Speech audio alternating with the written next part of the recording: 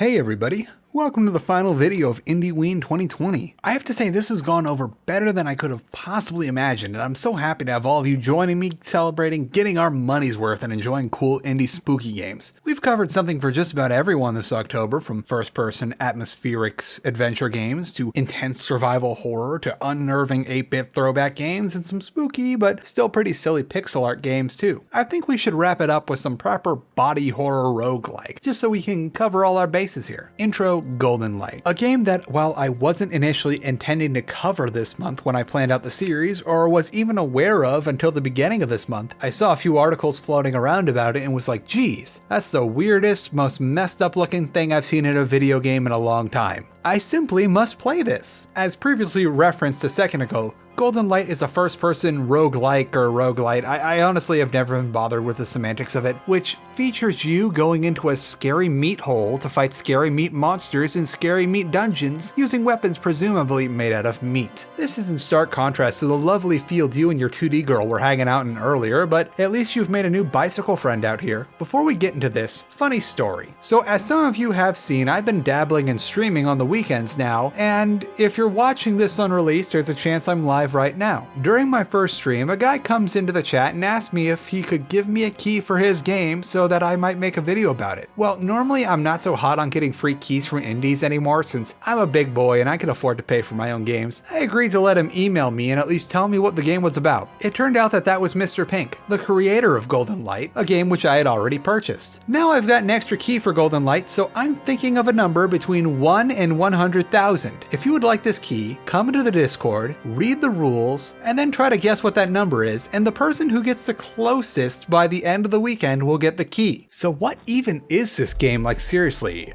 what is even going on here? Right from the outset of the title screen, you can tell that this game has an aesthetic meant to unsettle. Nothing is ever quite in focus, and it feels like you're looking at a video that's been data moshed more than a bit. Then there's the field, an overworld which you visit between sessions, which is one of the few effective uses of fog to cover draw distances I've seen in the last decade. The field is pretty big, to the point that you're gonna need your bicycle buddy Snout to get around, but Golden Light is a Unity engine game, which for those of you who have been around long enough to remember the Thief Simulator video at the beginning of this year, you might remember that Unity isn't very good at long draw distances. Mr. Pink solves this with the fog and by washing the overworld out a bit, creating this feeling of this sun-bleached purgatory whenever you're there, and it's a pretty nice place, but you almost always end up getting lost and you just sort of wander around the field for a few minutes before you finally find the thing you wanted to go to in the first place. Hey everybody, really quick here, editing Charles speaking.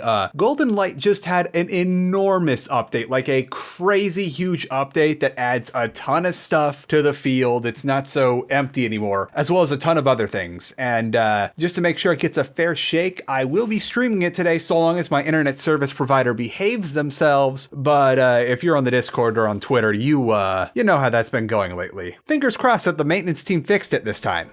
And then there's where you're going to be spending most of your time, the gut. The gut is a strange underground dungeon made out of meat that has kidnapped She and is home to many meat creatures. Essentially everything in the gut is made out of meat to some extent, even the weapons and other supposedly inanimate objects. You don't notice it at first, but as you spend more time down there and look a little more closely at the walls and the floors, you'll suddenly notice that there's meat bursting at the seams almost everywhere. Pretty much everything is edible in the gut, although that doesn't necessarily mean it's a good idea to try and eat it. Then there's the enemies inside of the gut. Well, usually this will go in the spooky section of the video. I'm going to talk about the enemies here because while a lot of them are indeed nightmare fuel, their real contribution is to the weird factor of this game. Enemies, using the term loosely here, all look like they're straight out of a Videodrome fanfic. It's not all just piles of meat, even though everything is meat here. You'll get some stuff too that looks like whatever the heck the mooch is supposed to be on the early floors. Now, I won't get too into the gut's opinion of you just yet, as we're not in the gameplay segment of this video, but there are meat creatures in the gut that aren't out to get you. Some are just hanging out in their little cults, and they'll even let you join if you're nice. Other enemies, like the Eye Taker, will leave you alone too, so long as you don't get too close to them. Lastly, for the weird factor, there's the story so far. The premise of this is that you and your favorite 2D girl, She, are just hanging out, having a picnic, and you go off to get she a rose, but right as you're coming back, a giant hole opens up and a big old meat hand steals your lady friend. So now you gotta go in there and save her. There's more to it though. Your bicycle friend Snout starts hinting that maybe she wasn't quite kidnapped, and while the strange memories you feel in between floors start out as sweet, they turn more and more sour. Maybe your relationship with she wasn't going as smoothly as you thought it was. It doesn't help things that you can't really remember anything up to the point that she was taken, as cited by the Memento power-ups you get. To top things off, it appears that you aren't the only one venturing into the gut. There's much more to it, like changes happening in the plane as you go deeper, but I'm not gonna get too into it since for one, it's a roguelike, which means that for people that suck at video games like me, that could mean months of praying to RNGesus to get into the end game, and for another, the game and therefore the story isn't quite finished yet. Content that adds context is still being added. So let's talk about the gameplay for now. So you're going to be spending quite a bit of time walking through the gut. And I do mean walking. Running makes noise, which attracts meat creatures, and speed doesn't benefit you very much. Come to think of it, Golden Light is one of the slowest roguelike games I've played, which works to its benefit. In other roguish games I've played, like say The Binding of Isaac, Paranautical Activity, or Dead Cells, speed is usually an upgrade, and as you get more powerful, you'll likely start going faster and faster until you breeze through everything. I found that this isn't really the case in Golden Light. At least in my playthrough so far, I found that you don't get power creep like you do in other roguelikes, and while you can build some momentum with a dollop of skill and a dash of luck, you're never gonna have that like first floor mutant spider followed by Spirit of the Night and the Pact in your first devil room levels of momentum in Golden Light. There are no one runs. Weapons degrade quickly, enemies hit hard, and bold plays are very rarely rewarded. Golden Light is more of a trudge than a charge. The sound and cadence of your footsteps really set the mood as you walk through the gut carefully, making sure you don't blunder into a mimic. Let's talk a bit more about the gut. It's a living thing, and it has an opinion of you. Initially, the gut is fond of you, but the longer you're inside of it, the more you outstay your welcome. Things like acts of violence, self-defense or otherwise, being loud, joining cults, or otherwise empowering yourself at the expense of the gut are all things that will make the gut upset at you. The less the gut likes you, the more it's going to send its denizens after you, and the harder of a time you're going to have. You can pacify the gut though when you're out in the field by giving your gold to this tree, and that'll smooth things over for a bit. The gut, or perhaps someone else, leaves you plenty of hints on how to behave yourself while you're down there, with reminders not to hit the fatties, the guys on the doors that are actually harmless to you. Or other tips like how noisy your weapons are, so maybe don't use them willy-nilly. Even if you're trying to be as nice as possible, there's still going to be some meat monsters that will come after you regardless of the gut's opinion of you. You've got two options here, run and hide or stand and fight. Flight is ideal since the less you're hitting things, the less angry the gut gets at you. But there's only so much you can effectively run away from and only so many places that you can hide. There will be times where you're backed into a corner and you're gonna have to swing that axe you found. You're already aware of the consequences of that, but there's no avoiding it sometimes. Whether you make a habit of this is up to you. If you're really sly, you can use the many traps in the gut to try and take care of the meat beings for you, and sometimes mimics will just wander into the grabby pits on their own so you won't have to deal with them outright. Just try to be careful looting the remains. Lastly, there are a handful of denizens in the gut that aren't out to get you, and each is stranger than next. There's the glutton, an item vending machine who will occasionally send you on a fetch quest, the jukebox that only plays its favorite song, and it'll sell you some bullets if you want to make a loud noise of your own, the toilet demon, and a few others like Hugs over here. You'll know them by their unique appearances, and before that you'll recognize them by the fact that they're standing out in the open, not attacking you. On that note, certain meat creatures will do the same since they're the part of various cults in the gut. If you're nice to them and pay a fee, they'll induct you into their cult, which gives you a pretty weighty buff, but that pisses the gut off quite a bit, so be ready. I breezed by combat earlier, so let's get a little more specific now. Combat is slow, and the very fact that you're in it means that something has gone wrong. Weapons take a moment between hits, and they feel like they've got some weight to them. Very little goes down inside of a couple hits, and even with the most creative movement, you're going to be taking a few hits yourself in the process. All the weapons are unique too. Every weapon has a name and a little biography in your notes tab about who it was and who used it before you did. Then there's the weapon status. If it's dead, it's just a base weapon with no proper effects, but they can be poisoned, burning, or even regenerative, meaning that if you hit yourself with your own weapon, you'll start regaining HP. The gut is very fond of seeing you do this, by the way. Another little quirk of the weapons is that the contextual text for them fits really well into the situation that you're inside in the gut. Like, you found a pipe, the knife slid into your hands, you armed yourself with an axe, you squeezed the pistol grip. It solidifies the feeling that you're not fighting your way through the gut, you're barely surviving being trapped inside of it. Weapons have personalities too. Certain weapons don't want to be handled by you and will say so. If you try picking them up, they'll confer a negative status effect to you, or even do it repeatedly every time you try to use them later on. So be careful with what you pick up. Then there's the extremely random nature of consumables. You'll be seeing the same assortment of consumables every time you run through the gut, but they're randomly assigned effects every time you enter. Sometimes a bat head will give you regeneration if you try to eat it, sometimes it'll just explode. The nuance comes in how if you've got a good eye, you can find notes that tell you what certain items will do ahead of time, and an item with a negative effect isn't useless. You can throw consumable items like grenades to hurt enemies. Be careful with that though. Most of the negative effects have a pretty large area of effect when thrown, and you can get the gut pissed off at you real fast if you throw a firebomb into a room full of fatties and accidentally burn all friendly enemies to a crisp trying to take out a single hostile meat monster. If you're lucky though, you'll find a nice hallway with nothing at the far end to safely experiment with consumables. There will however be times of desperation where you're being chased by something nasty and you're just gonna have to chuck an unknown consumable at them, hoping for the best. Weapons are also considered consumables because you can eat them for a sizable HP gain, because why not? But again, be careful. If a weapon has a status effect like bleed or burning, you'll get that effect upon consumption. This also makes the map an enemy, a weapon, an item, and a consumable in Golden Light. Since maps start off as living beings on the wall before you bash them off, you can use them not only to find your way, but also as a weapon in moments of desperation, and if you're really desperate, you can consume the map just like you would any other weapon you find. Lastly, there's the Mementos, your straightforward power-ups. Sort of. These are supposedly your own memories, of which insight into will grant you power, but not all power is as useful as it seems. A lot of stuff that would be incredibly useful in any other roguelike is dangerous at best in Golden Light. Take the memento that damages all enemies in the room whenever you take damage. Sounds good on Polaroid, right? Well yeah, until you consider that maps, fatties, and friendly meat creatures are part of all enemies in the room, meaning that every time you get hit and take damage, every friendly thing around you too gets hurt, angering the gut quite a bit. Or how a more rare memento has the ability to grow a second nose that will attack anything that gets too close to you. That'd be great in, say, The Binding of Isaac, where I want everyone to keep their distance from me, but it means you'll accidentally kill every fatty you walk through, and that really ratchets up the gut's level of hostility. There are some mementos that seem to be objectively good, like one that gives you calloused feet that quiets your steps, growing a third lung so you can run more, or a chance to do fire damage on all attacks. But nothing is as it seems inside of the gut. Lastly, some mementos are just outright wild cards, like one that increases your item spawns but also makes you straight up hallucinate, and another that just messes with your FOV as you play.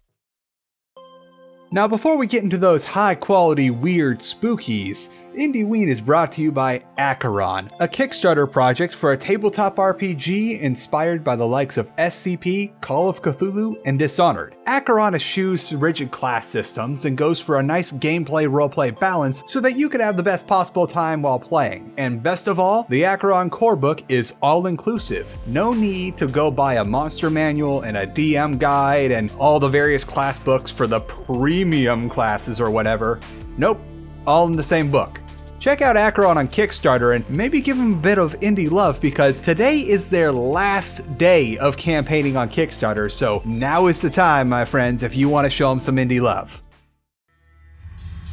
Now let's get into those spookies, as if everything before this point in the video wasn't unsettling enough as it is. To touch on the environments again and the grungy feel of everything, it really sells how the protagonist is essentially starring in their own found footage snuff film. On top of the grimy feel everything has, your major light sources are all abandoned monitors casting neon lights every which way, adding unnatural color to the already uncanny valley scenery. The fog you get in the field is also down in the gut to a lesser extent, so you can't just look across the level to see if there are any baddies at the end of the hall. This has the added bonus of that if you manage to sneak up on anything in the distance that isn't aware of you just yet, it becomes very hard to tell where the monster ends and the background of the level begins, forcing you to focus harder on it to get an idea of what exactly is over there and where exactly it's going. This game has big Videodrome energy. The cursed screens and the fleshy monsters, how everything just devolves into violence and you're not quite sure what is and isn't real. It doesn't help that everything is covered in flesh and that a lot of your weapons are fleshy amalgamations leading to double guns and freaky looking axes. Oh, and by the way, you're in a giant meat labyrinth that is actively mutating around you in a very Cronenberg-esque fashion. There's a good chance that your perception on reality is no longer right. This is the best body horror I've seen in a video game in quite some time. The sound design also makes for some great spookies too. It's not just the music, which is great by the way and fits the tone of the game very well. It's adding to the ominous feel of the gut. There's all the noises inside of it. Not just when the monsters scream at you, but when you're sneaking around and no one's found you yet. Even when they aren't on top of you, you can hear the meat grinding across the floor in the distance, slamming doors just inside of your range of hearing, and the heavy breathing that means something is about to try and sneak up on you. You're almost always aware that you are completely surrounded by the meat at all times. Sure,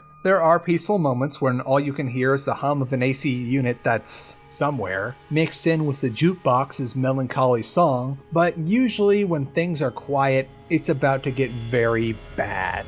Lastly, I'd be missed if I didn't talk about Golden Light's gameplay MO. It's prop hunt in reverse.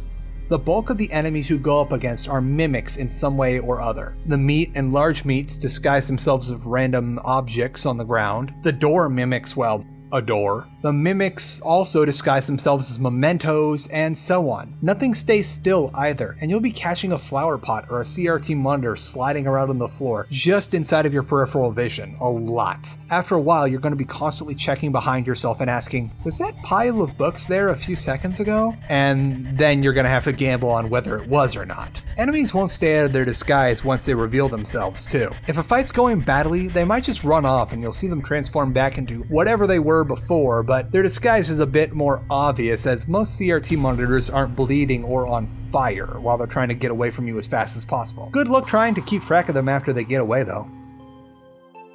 So if it wasn't obvious already, I'd recommend Golden Light if you're a fan of weird body horror imagery and a fresh take on roguelikes while you aren't racing to see how fast you can plow through levels. The game costs $12.99, and while I'm not towards the end game myself just yet, I'm pacing myself as I know there's more to come. Despite everything mentioned here, Golden Light is an early access game and Mr. Pink is actively developing more stuff for the game. He's also fairly active on the Golden Light Discord with updates, so going over there to see what's going on might be worth your time. So now it's time to review the final total of IndieWeen. At $20 for Close to the Sun, $5 for all of the Faith Trilogy so far, plus Earl's Day Off, plus nothing for Cry of Fear since that's a free game, plus $16.66 for Yuppie Psycho, Executive Edition otherwise, plus an RPG Maker Classic Suits for $1, as I mentioned it passingly in the last video. And finally, plus $12.99 for Golden Light brings us to a total of 9 different games for $55.64 versus one measly AAA title for $60 even. We killed it this month. Happy Halloween, everyone. Now, I'd like to thank all patrons, old and new, for coming along with me, and all my newfound fans I got this month joining me on this adventure. It's been a crazy 5 weeks making all these videos. If you'd like to help out the channel, and in the bargain get early access to videos, special roles in the Discord, 4K cat videos, and updates on what I'm doing, head over to patreon.com/charlatanwonder, where you can get all of that for less than the cost of a bag of chips. Now, if you excuse me, I'm gonna go take like a 3-day nap because Charl! What is it now? Charl! Oh crap, it whooped out the spooky voice. You cannot rest now, Charl. There is work to be done. No! Can't anyone else do it? It must be you who punishes them for their transgressions, Charl. Only you know the full extent of their crimes. You know what they took from us. Fine. I'll do it, okay? It was never up for discussion, Charl. We shall aid you when we can, but you must confront them alone. Now, go. Not this place again. Oh. Oh no. Oh no. Oh no! Oh, have I caught you in the middle of something? Oh yeah, those were my knees.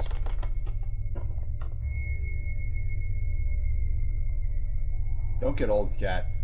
Your knees start making noises whenever you crouch.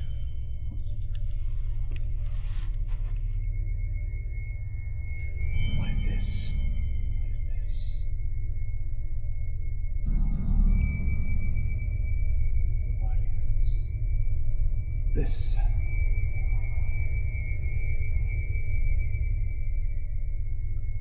Okay, I get it. You're not feeling it.